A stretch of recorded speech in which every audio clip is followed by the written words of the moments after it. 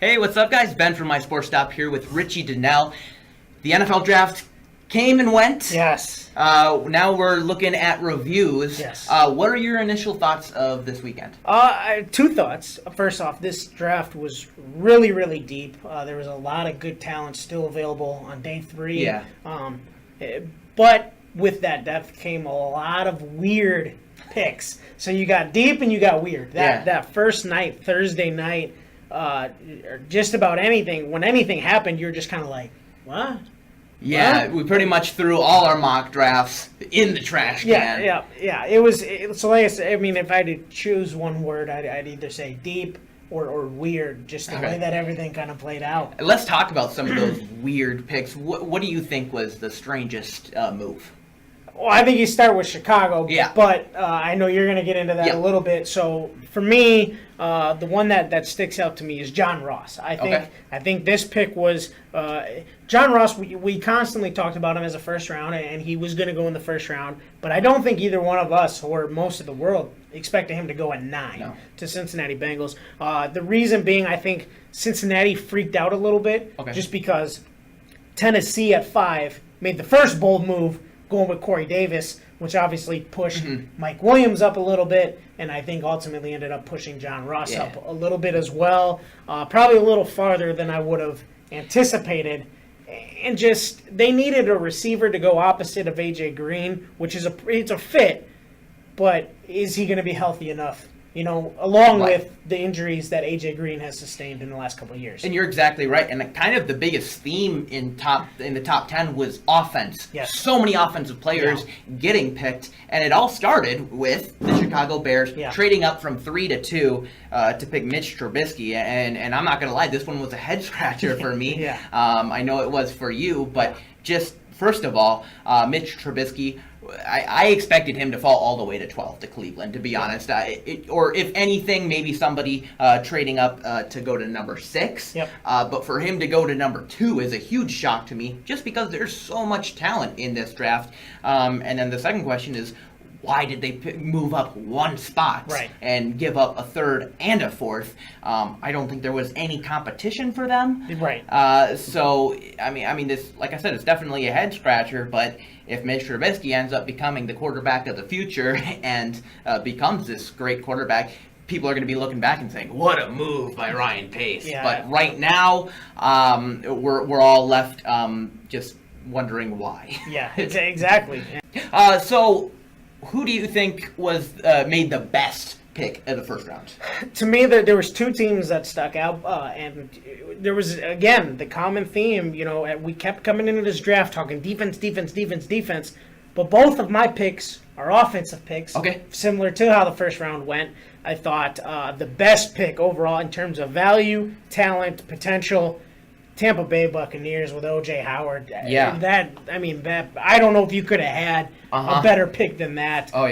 This guy is going to have a better pro career than college career. He gives a team that's borderline playoff another legitimate offensive threat to help a young quarterback. And the other one that I went with was Mike Williams, a guy that was desperately needed in now Los Angeles. Rivers needed more weapons, and I think both of us had Mike Williams number 1 on that board at the wide receiver spot. Both had him projected as a top 10 pick. He went there, and I think that he has the potential to be a big factor out there in Los Angeles. Yeah, and I agree with you. O.J. Howard, to me, was the best pick in the first round. But I'll throw out another name out there, Jonathan Allen going to the Redskins at 17, and kind of got the feeling, with him dropping, people were talking about his shoulder issues and if that's going to be a long-term problem. We don't know right now, but what I know is Jonathan Allen was one of the best players in this draft. In my opinion, on my big board, he was number 1. I liked him better than Myles Garrett, but I understood why the Browns picked Garrett in the first place. But Jonathan Allen is a guy that's going to be playing defensive end for the Redskins, and he's going to be helping guys out like Ryan Kerrigan and Preston Smith getting to the quarterback, and Ryan Anderson, who they just drafted. The Redskins had a great draft, and it started right away with Allen at 17. Let's talk about sleepers. Who's the big sleeper in this draft? Yeah, I think obviously you start with the injured guys. I think, Sidney Jones, Jake Butt, we won't really know right away exactly what they're going to do. But I mean, Jake Butt, where he went, it's exciting. How far that went, I think as a Denver Bronco fan, you have to be extremely excited. Yeah. Nathan Peterman to the Bills, I think, could be an absolute sleeper. This is a guy that wasn't necessarily really high up on boards, but he has found his way and has looked really good throughout this process. And Buffalo has a need at that quarterback position, and I think maybe by the end of the year, we could be talking about him as the starter for the Buffalo Bills. Okay, and I'm going to talk about a guy who was picked 200th overall. Very even number there. With the New York Giants, they got Adam Bisnavati, tackle from Pittsburgh. Now, I expected the Giants to go tackle either in the first or second round. It's kind of an area in need for them. But they saved all the way to the sixth round to get Bisnavati. To me, this is such a great value because I see Bisnavati as a guy like David Bakhtiari. Who can come in and potentially be the left tackle of your future. So this was a big pick for them. I think a lot of people focus more on his partner at guard, Dorian Johnson, who got picked in the fourth round. But Bisnavati slipped, and I think this is a guy who could potentially start in his rookie season. Yeah, and to stay with the same position, a guy that we both talked about, if you want to check out the podcast that we talked about on the podcast episode, was Antonio Garcia from Troy, who ended up going to New England, who could virtually play all five positions along the front for them. Right, New England Patriots only had 4 picks in the draft, but they seem to make good use of it. Yes, they do. So let's make some predictions here. Who's your offensive rookie of the year?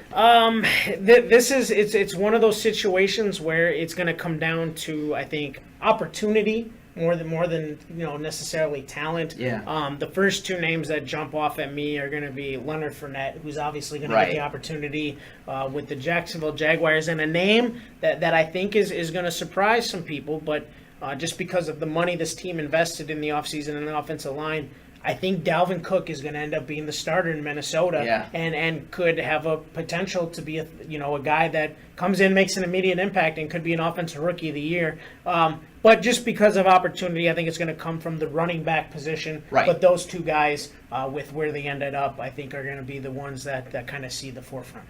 Leonard Fournette's definitely going to be the popular option here, especially since what Zeke Elliott did last year. But the difference between Fournette and Zeke is Zeke had the offensive line in the Cowboys. Jaguars right now do not have a lot to work with. And with Dalvin Cook in Minnesota, it's an intriguing spot, but he's going to be battling carries with Latavius Murray, who got a big deal with them. I'm going to go with the guy I picked before the Combine even. I'm going John Ross. Okay. I think he's going to be a great person to throw in the slot. They have A.J. Green, obviously. They also have Tyler Boyd, who I thought had a pretty impressive rookie year. But I think Ross is someone who's not only going to be, catching big passes from Andy Dalton, but he's going to be on the return game. He's going to be their punt returner. I think this is going to be someone who's going to make the Pro Bowl as a return specialist. Maybe somebody like Percy Harvins in his first year in Minnesota. He's my offensive rookie of the year. I like his talent, not just because of the 4.22 speed, but he's somebody who I think, like you said, could have a better NFL career than college career. And I think a name that you got to watch out for, maybe not necessarily a pick where I would have picked him, but Evan Ingram going to the Giants is going to get all the opportunity in the world as a receiving tight end and another weapon for Eli Manning. And they're definitely, the Giants are definitely setting up a spread-like college offense that gets, 40 points per game. Now let's talk about defensive rookie of the year. Who you got? I think you got to start with the number 1 overall pick, Myles Garrett. This guy he's unreal. You've seen what he did in college. Now, whether the learning curve is going to be something that affects him, it will be on, we don't know yet, but with just the athleticism, with what Cleveland had done last year on defense, their sack leader had 5.5 sacks. If he even touches 7 or 8, I think that alone is going to put him into that category just because of what was there before him. I think he's got the opportunity to do it. Another name that might maybe not get the award, but I think from a prospect of where he was picked and what he can do is Malik McDowell. I think ended up Okay. in the perfect spot for the Seattle Seahawks, who rotate those guys along the front and do a very good job with that defensive line, getting guys in, getting guys out, and making plays along the front. That I think that's a name that could surprise some people come the end of the season. That's a good option there.